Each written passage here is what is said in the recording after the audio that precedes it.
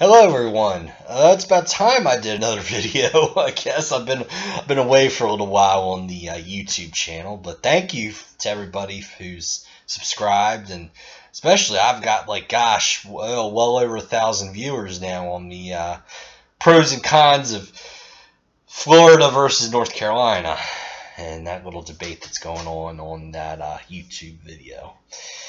Today's video is not going to be political. At least, I don't think it will be. It's called Going Back to College at Age 31. And it's a pretty personal video because I'm the guy going back to college at age 31. And I'll talk to you about some of the things I've been going through and the whole process and that sort of thing. The first question you have to ask yourself if you're going back to college, and again, I say 31. This could be you took a couple years off, so you're 21, you're 25, you're 35, you're 55, you're just really bored with life, you're 75 years old, and you need something to do. So you're going back to college. Okay, the first question you want to ask yourself is, where are you at right now in the college process? Are you someone who only has 15 credit hours, or are you somebody up there who's got 90 or 105 credit hours and you're dish close to getting a degree, but for some reason life just kind of, it swept you up and it threw you a couple miles that way, and you just have not had the right circumstances to go back to college. So where are you at in college? And I'll tell you where I'm at in college is I have about, I believe it's about 91, I think it's somewhere between 91 credits. Yeah, somewhere around there, 91, 95 credits, which technically makes me a senior in college, and I should be this close to getting my bachelor's degree. So what that means is you really, okay, so where are you at in college, right? Now, when I started this whole process, started thinking about this about a year ago, is I wanted to go to community college and get a tech certificate, well, 2 tech certificates.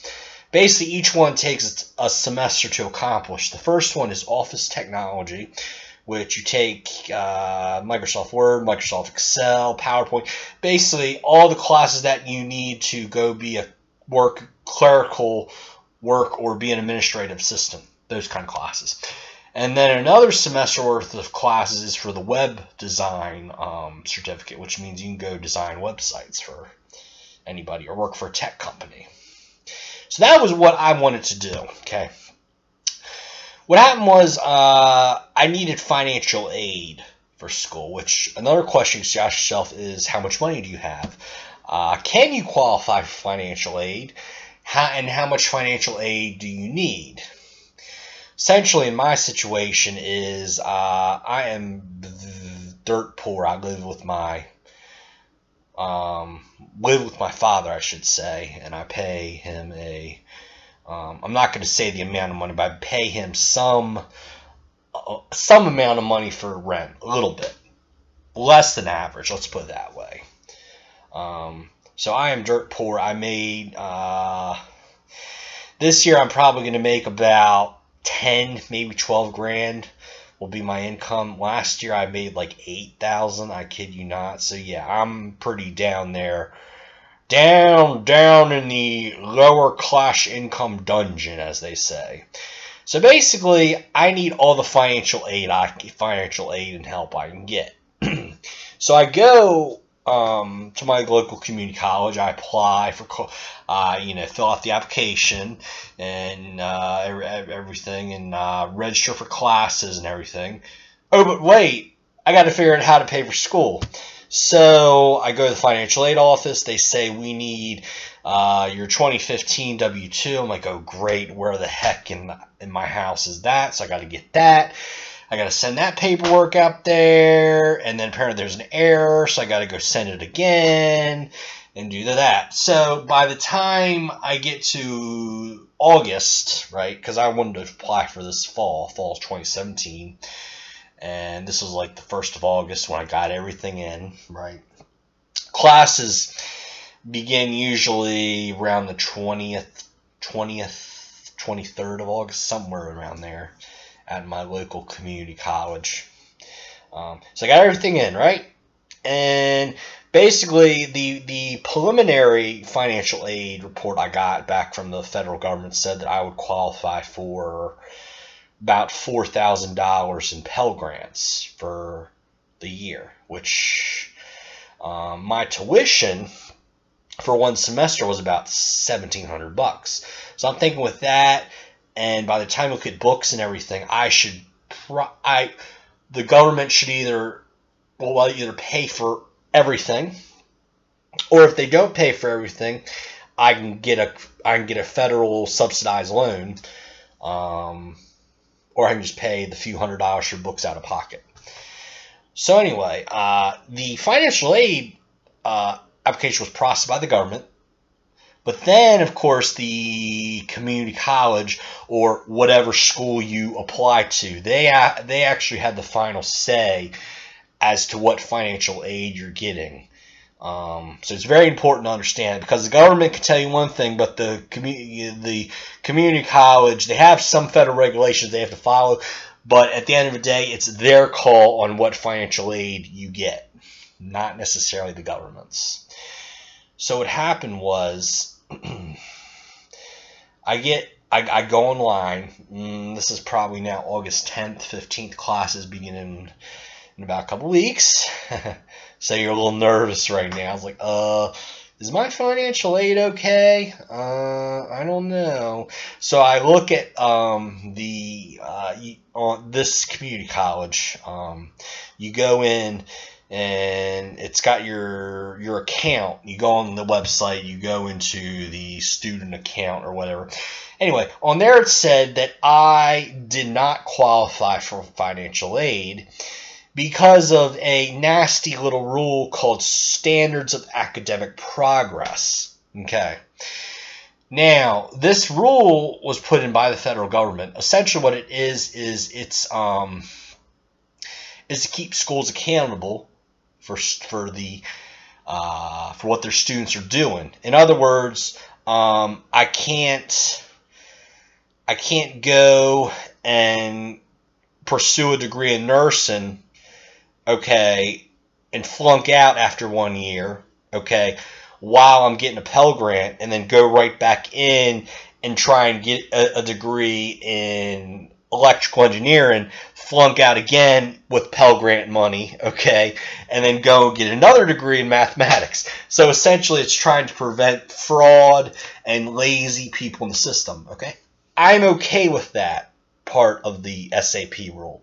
What I am not okay with is people like me who trying to go back to college after 10 years and are denied for financial aid because they apparently have over 90 credit hours accumulated already.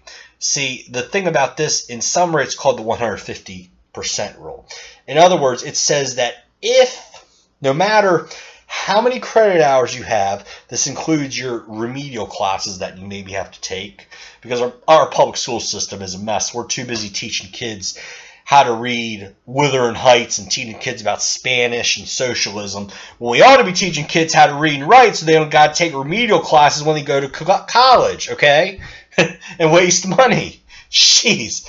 So, okay, let me get back to 150% rule. So, if you have accumulated over 90 credit hours and are going for and are trying to get financial aid for any program, it could be you want your associates, or it could be you want you need a certificate so you can go be a welder or a carpenter, or some actually skill that you can use to get a steady, good paying job and have a good paying life. And the community college and the government says, no, you cannot do that. Yet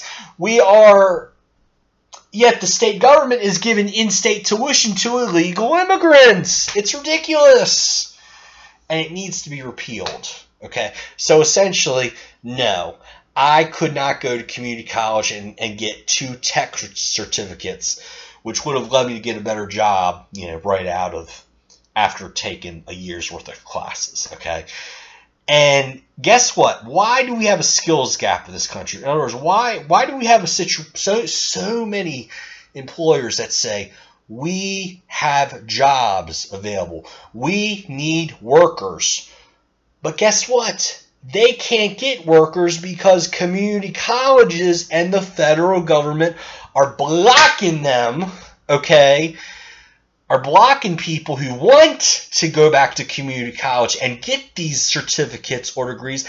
The federal government is blocking them because of this 150% rule component of the standards of academic progress. It is a pile of poop, okay? I would have said the S word, but I try to keep all my videos on here. I try to keep the profanity out of it, okay? So, the worst part of this SAP rule is, guess what? My high school guidance counselor never told me about it. My academic advisor at Chesapeake College never told me about it. Southeastern University, no one told me about it. And Indian River State College, guess what? Never told me about it. It would have saved me so much time if somebody would have told me back in June when I walked in the building, oh, Mr. Crawford, you have 90 credit hours. We're sorry. We don't want to waste any more of your time here, but you cannot qualify for financial aid. So I wouldn't have had to, register for classes. All that would have saved me a lot of time and effort in that. So make sure that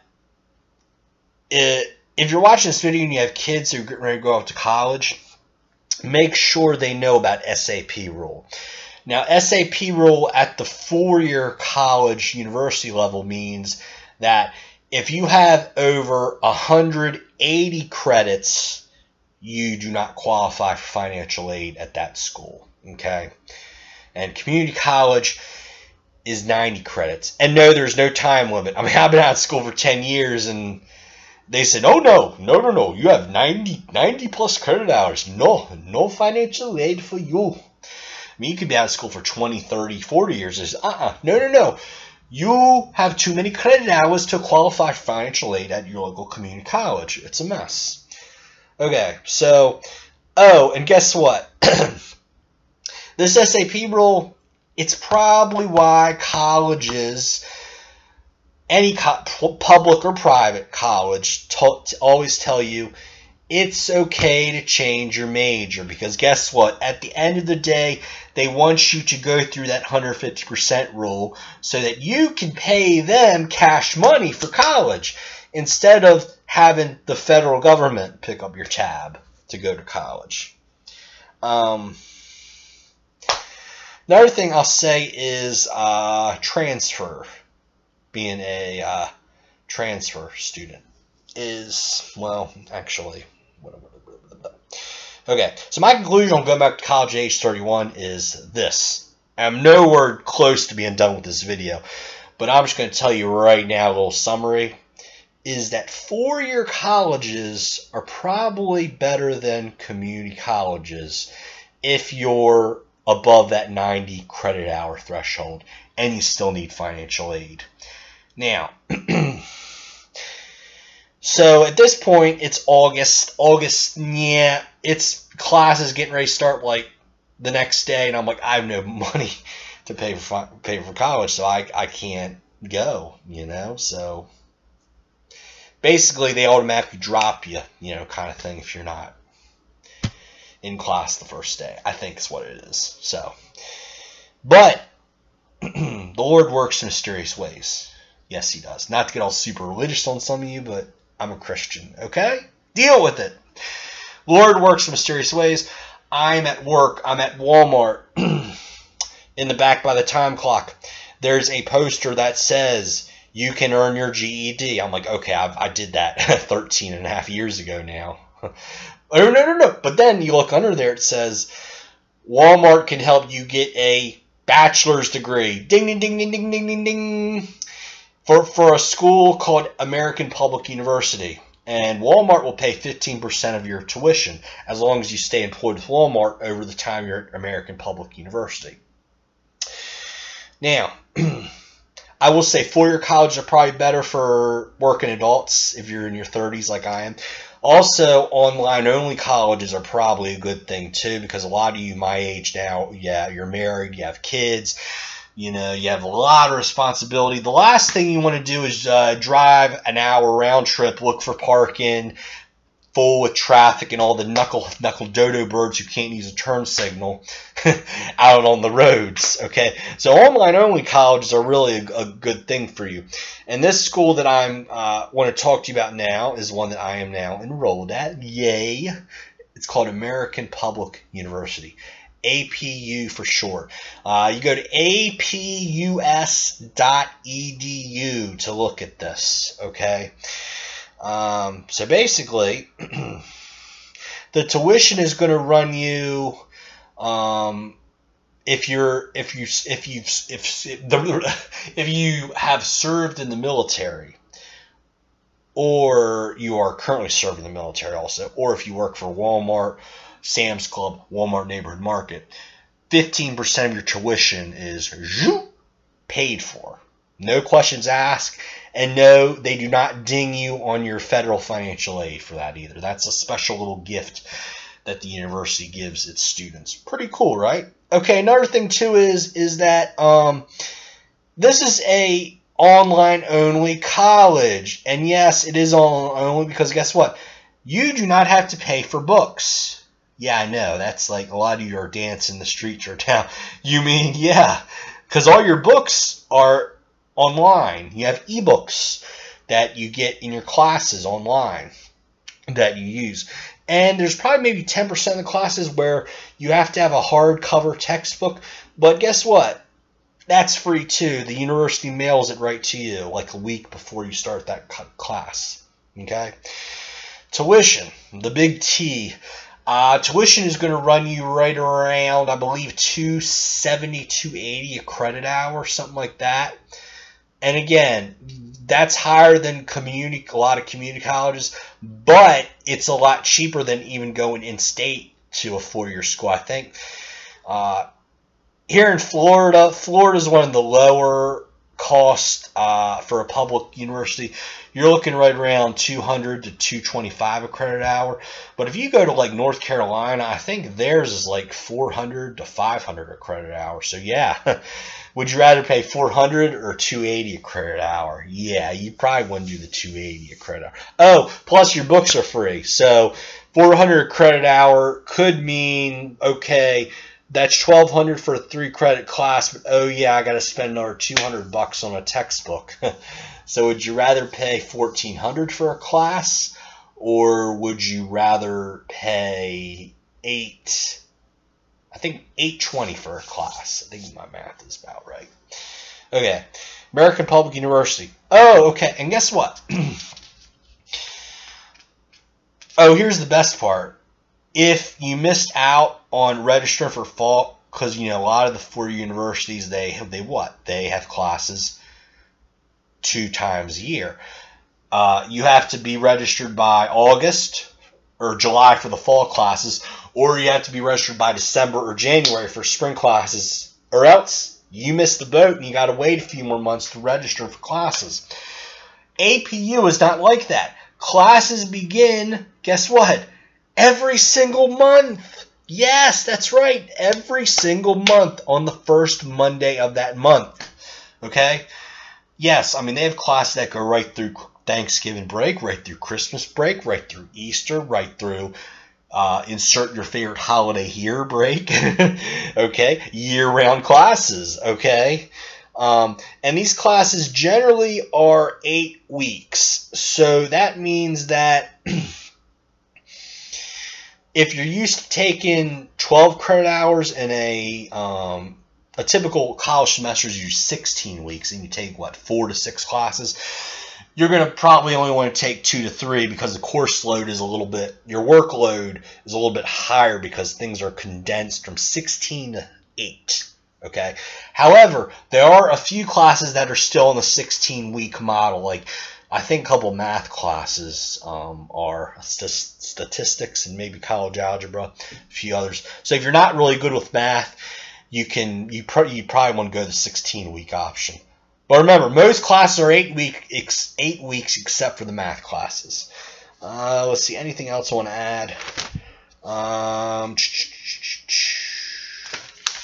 Okay, you get free access to Microsoft Word because, yeah, it's kind of hard to do your assignments, turn in your assignments,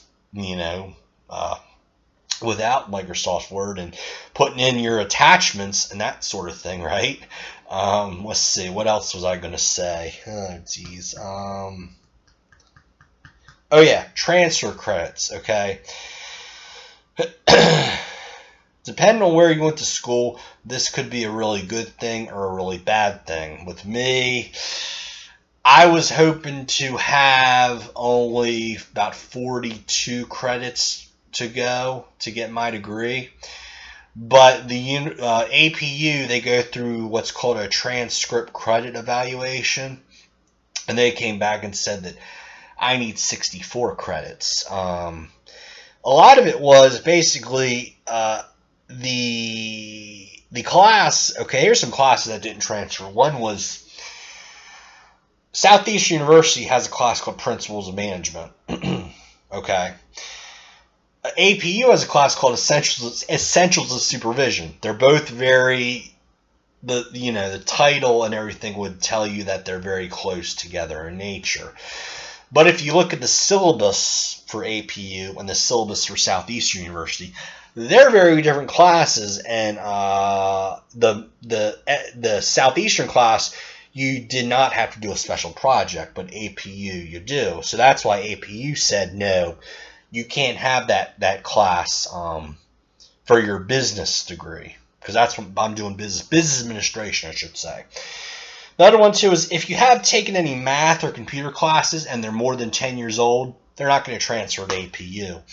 Another thing I'll say, too, is that if you have gone to private colleges and are trying to get them, those classes transferred in, you're going to have I got some of my classes from Southeastern University transferred in, but I did a lot better going with Chesapeake College, which is a public community college, and Indian River State College, which is a public community college. So here's another tip for you parents of college-bound kids, students, excuse me. I do not recommend attending private colleges unless you know for a fact that you are going to be able to pay for all 4 years, okay? In other words, if you're sitting here and your child is a senior in high school and you know that you have enough money for the next 4 years to send them to a private college, okay, go to private college. But if you think for some reason that your financials are a little shaky, don't send them to private college, because guess what?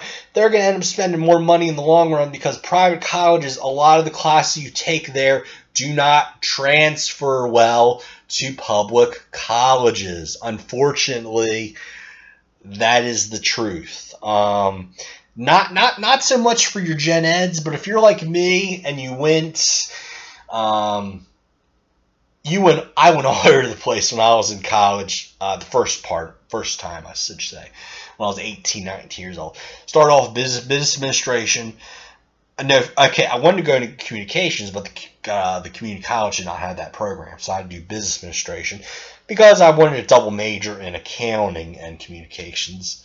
So I took some business classes, some communication classes, and then I went to a religious college. So guess what? I had to take some religious classes. Good luck with those transferred for anything more than an elective at a public college, by the way. So yeah.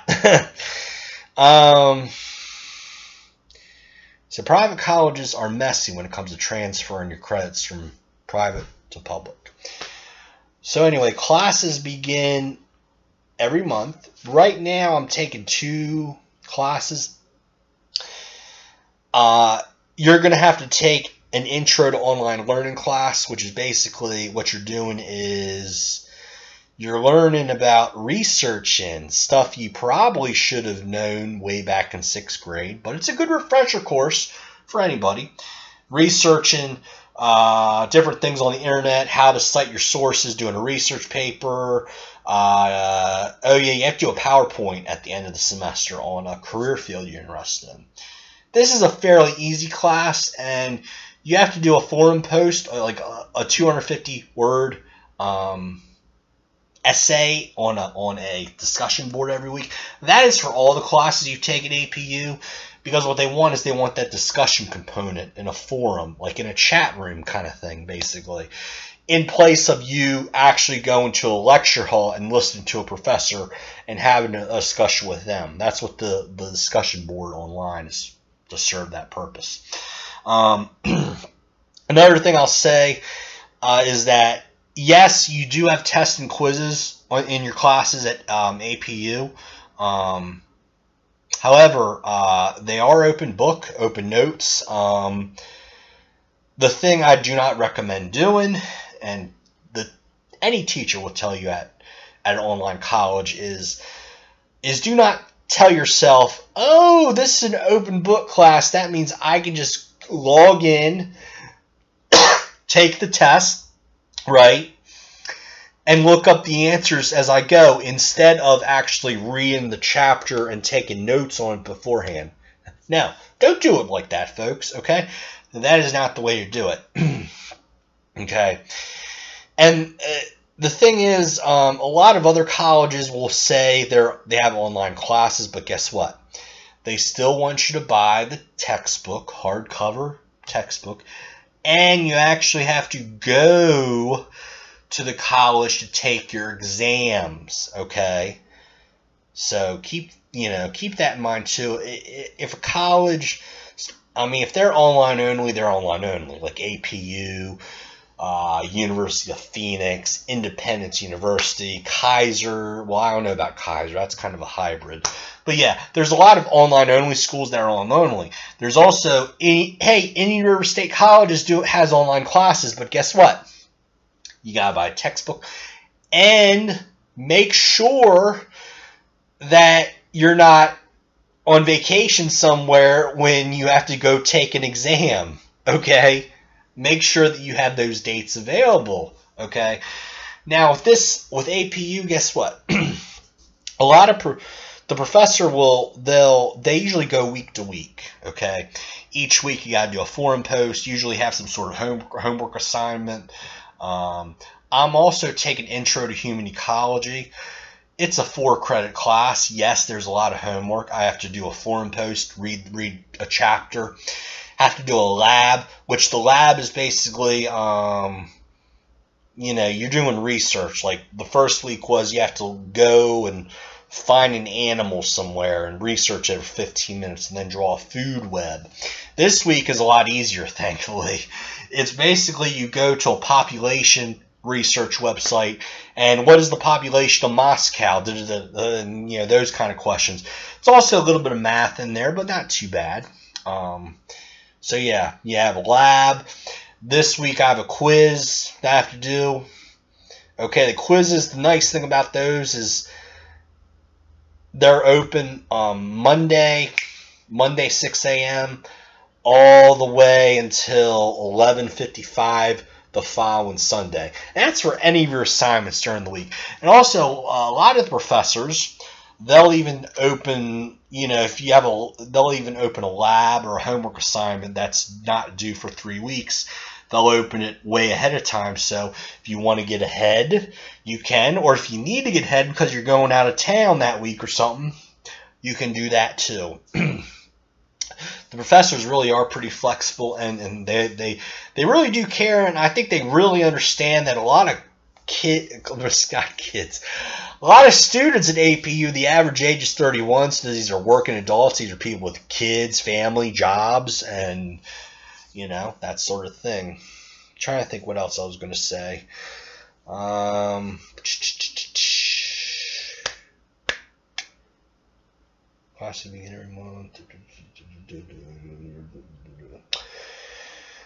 I believe that is it. If you have any questions, comments, post them down below this video.